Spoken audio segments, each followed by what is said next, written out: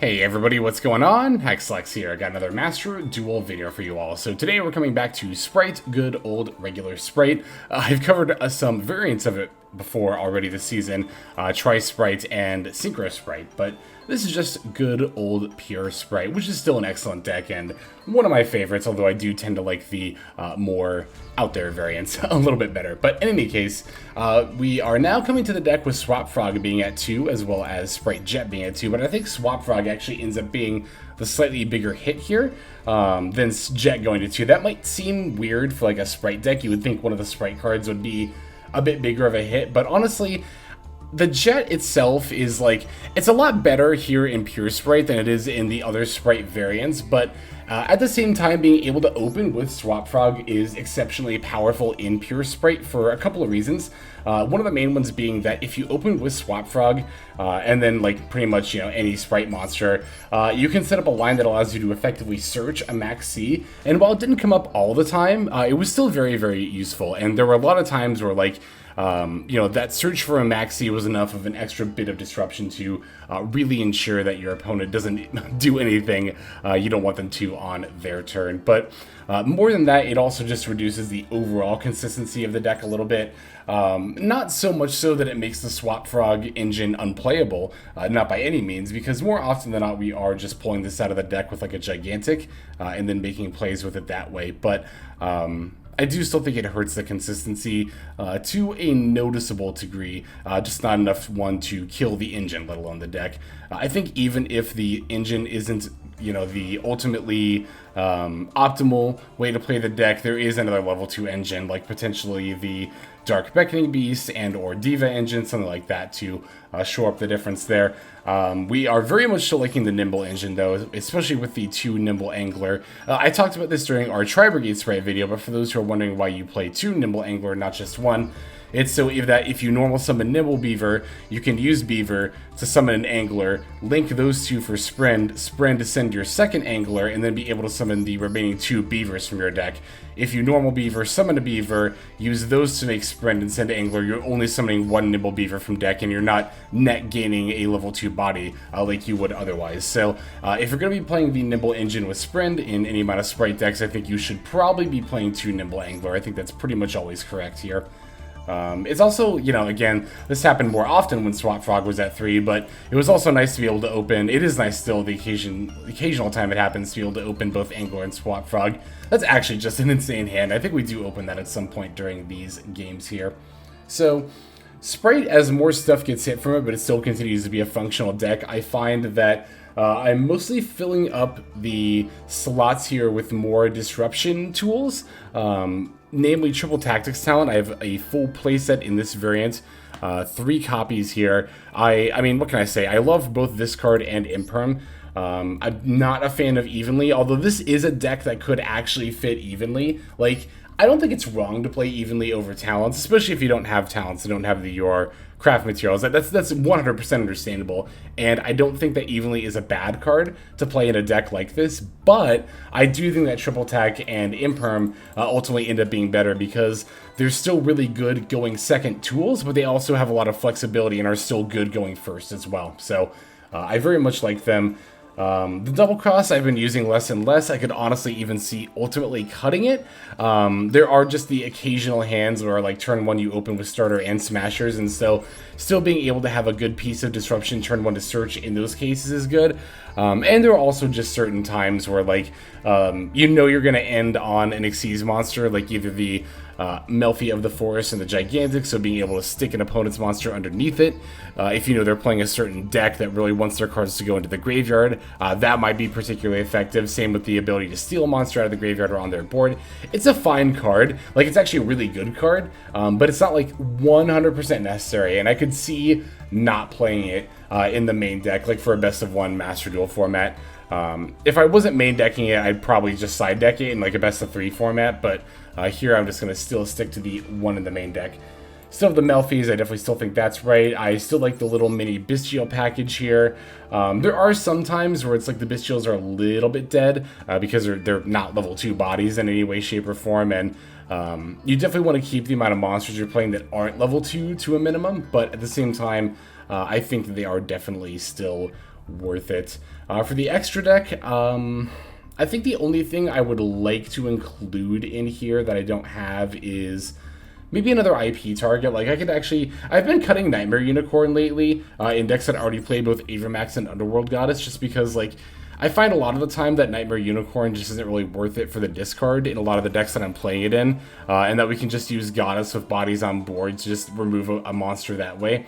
And between Goddess and Avramax, that usually is, like, that fills about any situation you want to use IP in. So in that regard, like, I could see fitting room for Nightmare Unicorn, maybe cutting a Merry Melfi's, but Merry Melfi's I find myself summoning more often in general than Nightmare Unicorn. So I think the option to go for a bounce with your Melfi package over the Herald of the Arclight is a very valuable option to have, because there's a lot of the time where, like, by the time your opponent has summoned a monster to trigger the caddy, it's, like, already a little bit too late for Herald of the Arclight to be useful. So in those cases, I really like having the bounce on the Merry Melfi's to go for instead. I think it ends up being a pretty valuable tool. I'm still a huge fan of 2 red, by the way. I see quite a few Sprite decks, like Pure Sprite, only playing the 1.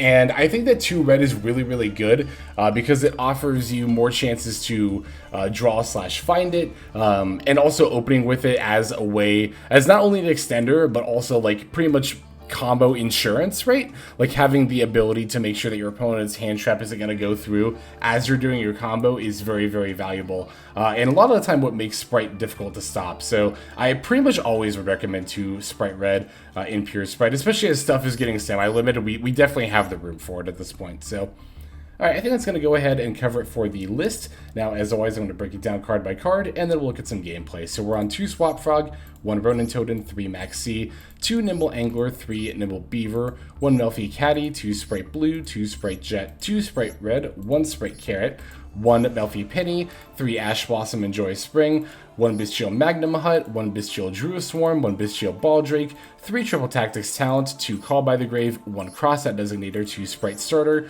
1 Sprite Gamma Burst, 1 Sprite Smashers, 3 Infinite Permanents, and then 1 Sprite Double Cross. There is our main deck.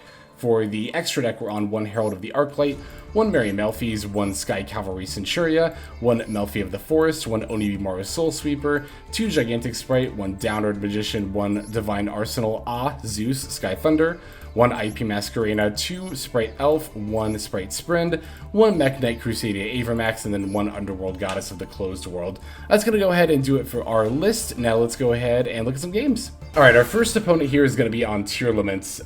Fairly standard, but they've upped to 3 Heartbeat, I think, in an attempt to get back their now 1 of Soliac that they're milling, which I probably don't think that's correct. I haven't actually tried Tearlaments with only 1 Soliac just yet in this meta, but generally speaking, yeah, I don't really think that's right. So here we have a phenomenal opening hand. Oh my god. We have the Sprite Red to start as insurance, as I was just talking about in the deck profile, and a blue to follow up, and we have 2 ways to stop hand traps here. I'm going to utilize the Called By against the Maxi here. My thought process is if my opponent's got an Imperm, I can use the Crosshat Designator for that. That way I can still stop that if that ends up being a factor. So gonna blue for Jet, Jet for Starter. They're gonna link those 2 off for a Sprint. Sprint is going to send the Angler, which will set up 2 Beavers for my deck. Ridiculously powerful, the Sprint being able to do that. It'll just net gain you a level 2 body, and it also makes your Gigantic that you go into 3200, which isn't always relevant, and it actually often isn't relevant, but sometimes the Gigantic, you actually don't end up needing it as a material, and if it's going to last to the opponent's turn, it's like, hey, it might as well have 3200 attack points, right? So, going for the Elf next, after pulling the Swap Frog out with the Gigantic, going to bring back the Swap, so that way I can send my remaining Swap from deck to graveyard. Now going to link that off with the Gigantic to go for an IP Masquerena. Ronin's going to bring itself back. We'll start her for the Carrot, and then overlay those 2 for the Melfi of the Forest. That way we can search a Caddy by detaching the Carrots. We have that to potentially set up in the graveyard with the Elf. On top of the Red, on top of the Masquerena, on top of the Imperm, on top of the Crosshat Designator, on top of the additional Ronin Totem that we have left over here. Yeah, definitely have a lot of options. So definitely looking forward to seeing how we can play through our opponent's turn here. Opponent's going to start with one of their 3 Tier Limits Heartbeat. That'll actually put back my Imperm, so it actually was pretty good here. Sending a Scream. Scream will add their one of Solaic to hand. Looks like we're activating Keldeo next by pitching a Mudora. I'm going to negate that with red, so that way my opponent... I feel like they're trying to get 2 level 4 bodies on board to go for like a Dweller Zeus line or something, so... I'm going to go ahead and just put a stop to that, and my opponent's just going to concede at that point. So, I just wanted to show this game as a pretty standard, I usually like to start the video with like, hey, here's like what a standard turn 1 with this deck looks like, and I don't think we could have asked for a much better standard turn 1 here. We still have the Caddy effect. Our opponent didn't even summon anything, so even if they did, we could still have the Caddy effect to go for. Herald of the Arclight would be very good against Tier Limits, of course, not only acting as an Omni-Negate, but being able to banish, or potentially a Merry Melfi for the bounce. We still have the IP Masquerena to go into our either Avramax or Underworld Goddess. Yeah, definitely how we like to start a turn here, or a duel rather, start and then finish all in one turn basically. So there is that first duel. Let's go and take a look at the next one here. So our next game is going to be up against Sky Striker, which, like, whoa, I couldn't even tell you the last time I played against Sky Striker. It's kind of wild seeing it here on ladder again. I like Sky Striker. I think it's an interesting control deck. I just think that it's... What's the word I'm looking for? It's not that it's too slow. It's not a matter of speed. It just doesn't do enough. Like, it doesn't have enough disruption options, I think, for this meta. Oh my god, especially for a hand like this. Like, Jesus. Just opening casually, like, all of our Sprite engine right away. Going for a Sprint with both the carrot and the red in play. Like, god, what more could you ask for, really? Sprint, as always, will send the Angler to grab a couple of Beavers, then going for the Gigantic, yada yada yada. We all know at this point pretty much how this goes down. Gigantic can then pull the Swap Frog engine out of the deck. That's how I like to think of sprites as I'm doing my turn 1 plays with them, is I'm thinking like, okay, what engines do I still have access to? What haven't I gone into yet? If you open with like the frogs, then you can use Gigantic to pull the blue and go for your sprite line. If you open sprites, then you use Gigantic to pull the frog and go for that line instead. So yeah, I don't think, like, even with Swap Frog going down to 2, because you do pull it out of the deck with a Gigantic most of the time, it's not like I super duper notice, like, the loss of 1 copy. It's just that the loss of 1 copy makes your hands a little less smooth, I guess, so to speak. So, I'm going to start by activating Area 0, my opponent is here. I'm going to let this resolve. I don't feel the need to negate any of this because it's an Excavate. It could not even end up mattering here. Looks like they're going to set a field spell over their other one, probably another Area 0 here, before activating the Widow Anchor. It seems to me that their goal is to just get their board up to, or their graveyard up to 3 spell cards as quickly as possible. So Widow Anchor is attempting to negate the carrot here. What I'm actually going to do is use my IP Masquerena. I'm going to utilize it with my carrot just to make a second Sprite Elf. That looks really weird, but now what I can do is, after the resolution of Widow Anchor, I can use Elf to bring back carrot. I really value Sprite Carrot in this matchup, obviously because it's Sky Striker and they're going to be activating a lot of spell cards, so I really want to make sure that I have this carrot on the board and available to use and that it doesn't get negated. And I'm willing to use up my IP Masquerena in order to ensure that. Besides, I don't really think I'm going to need either Avramax or Underworld Goddess here against this deck in particular, so I'm fine using my IP this way. It seems a bit weird, but I think it's right.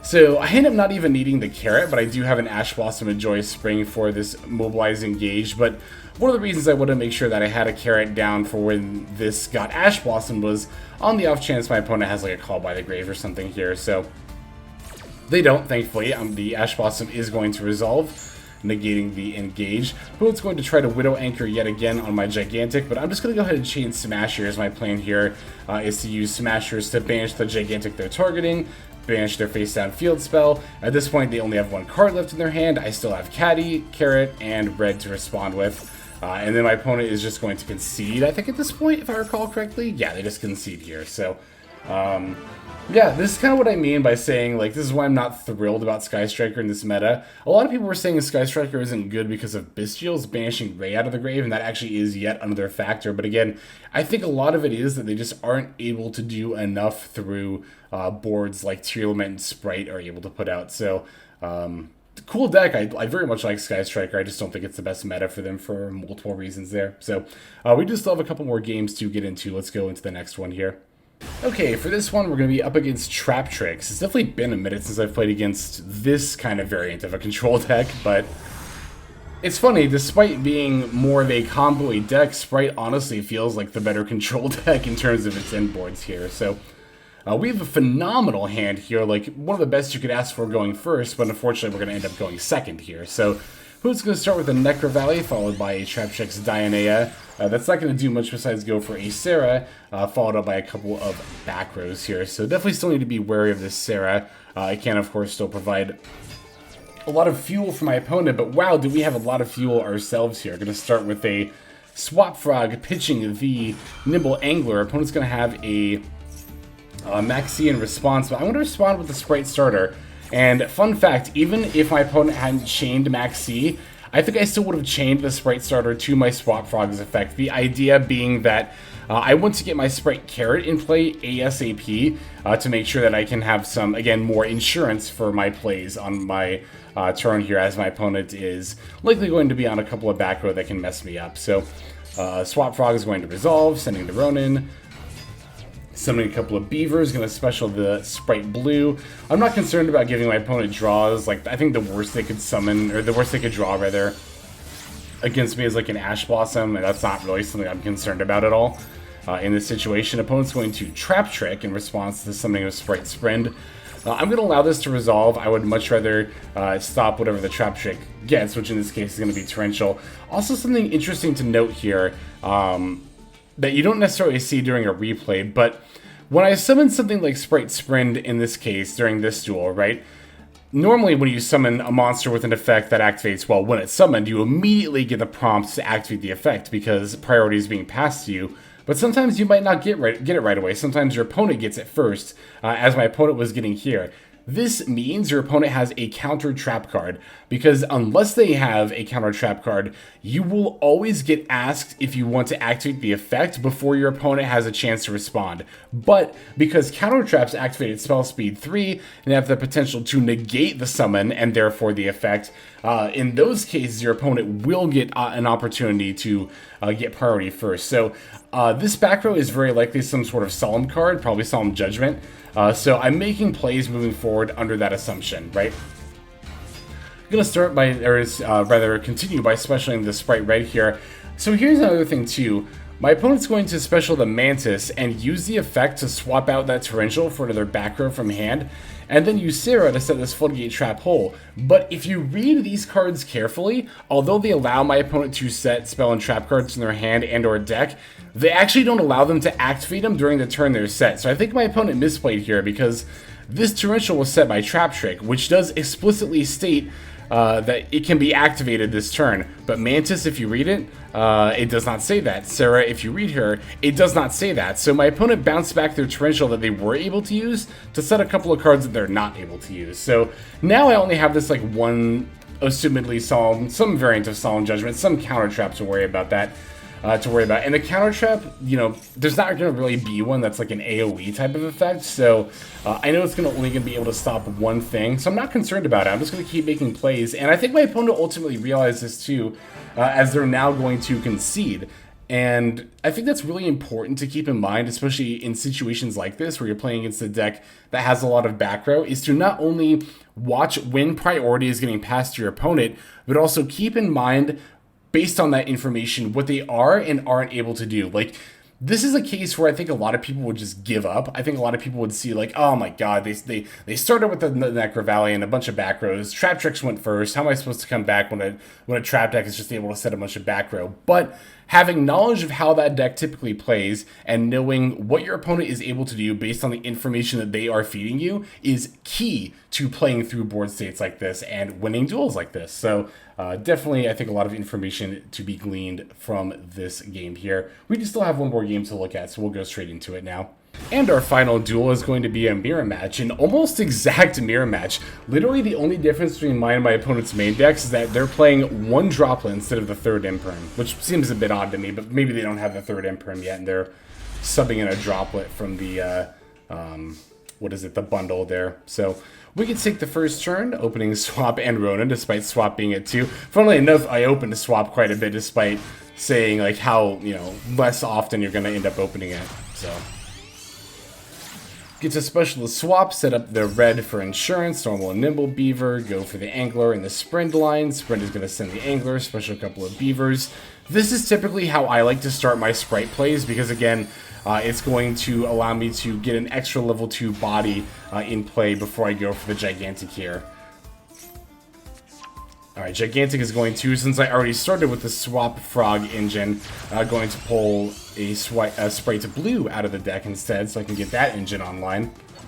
So, bringing back the Angler here with the Elf, I think was actually a bit of a misplay. This is kind of going to be one of those games where, like, I have a little bit too many options and not enough board space to do everything I want to do. Like, I'm going to summon this IP here, special the Jet to make sure I am able to grab a starter, but really I probably should have grabbed a Double Cross. This is probably the right situation for it. Because I'm going to go for Melfi of the Forest and then use Melfi to grab Caddy, but now I don't have space to start it for Carrot like I initially was kind of thinking about doing. So, yeah, I could have set Double Cross here and potentially stuck one of my opponent's monsters underneath the Gigantic here. But, I mean, it's not going to matter too much, I don't think. Well, it's going to start with Imperm on the Caddy, and then throw out a Crossout for the red, which is actually a very, very good play. Now their Nimble Beaver is going to go relatively unchallenged. What I'm actually going to do here is I'm going to chain first the IP and go for an Underworld Goddess using one of their level 2 monsters. And then after the Goddess is summoned, I'm going to use Elf for the Jet. My plan was to use Smashers to banish the Jet, but here I'll just use Smashers to banish the Jet out of Graveyard that's being targeted by Callby and banish the Elf and the Beaver. My plan here is that by doing this, my opponent won't have any level 2 monsters on their board at the end of this chain link, and now any Sprite monster in hand will essentially be dead. Now, my opponent is actually going to end up having a Sprite starter, but they actually activated it at totally the wrong moment, as you're about to see here. Starter will in fact be able to grab blue, but now instead of the Beaver, I'm just going to use the Smashers to banish the blue. What this accomplishes is that now at the end of this chain link, Sprite Blue will no longer be in play, and the effect actually won't activate. So now, unless my opponent's last card is a Sprite monster, they will no longer be able to make plays here. Alright, so Callby is going to banish the Jet, so that's not coming out, and then my opponent concedes. And they're conceding because of, well, what I just explained. Their last card is not a Sprite monster, it's not able to get them placed, so now they're stuck with only a Nimble Beaver. Had they activated the Sprite starter on a new separate chain link, that would have been a lot different because, then they would have been able to special the blue. Even if I chained the Sprite Smashers, that would resolve before the blue hits the board. And then I would only be able to banish the blue on a new chain link where the blue effect is activating. Now, I still could have stopped it if I had thrown my starter into this chain link to summon the Carrot, but I can't. I can't guarantee that I necessarily would have done that. I was thinking, I was looking for an opportunity to throw in the starter, so maybe I would have, but again, that's all just hypothetical at this point. So, alright, that's going to go ahead and do it for these games. Hope you all enjoyed them, and yeah, let's just go ahead and move to our outro at this point. Alright everybody, thank you so much for watching all the way to the very end of the video like this. That means a whole lot to me. Not just personally, but it's also a great way of supporting the channel as well. If you're interested in supporting the channel in other means, you can of course feel free to comment and or subscribe right here on YouTube. I'm always looking to the comments section. You guys leave some pretty awesome feedback as far as like constructive criticism goes when it comes to deck building, gameplay, channel content, all that stuff. So feel free to leave your opinion down there. I will be sure to take a look at that there. And then subscribing is going to be the best way to get notifications of when these videos drop. That does happen every day, by the way, so if you're looking for daily Master Duel content, you've come to the right place. And there are more places where you can get some daily Master Duel content. If you check out the description below, follow the top link over to my Patreon page. There for just $5 a month, which is as much as you pay for a booster pack. You'll find a lot more value than a pack full of filler over there. We've got some previews for content upcoming here on the channel. We've got some exclusive games that are only posted over on Patreon over there. We've got some Q&As, and then you can also have your name featured in this lovely credit sequence where I thank all of the people who are helping contribute over there on Patreon. It's a huge support to the channel, and it really means a lot as well. So thank you everyone who is donating that is featured here on screen. And again, it's not just a pure donation, you do get some more daily Master Duel content over there just for being a part of the Patreon. But I think that's about all the time that I have for today's video. Once again, I just want to thank you so very much for sticking all the way to the end of the video. Again, it just means a lot, as I do put a decent amount of work into getting these videos out every single day. But that's about all the time that I've got for now, so without further ado, this is Hexlex. I'm signing out, and I hope you have a fantastic day.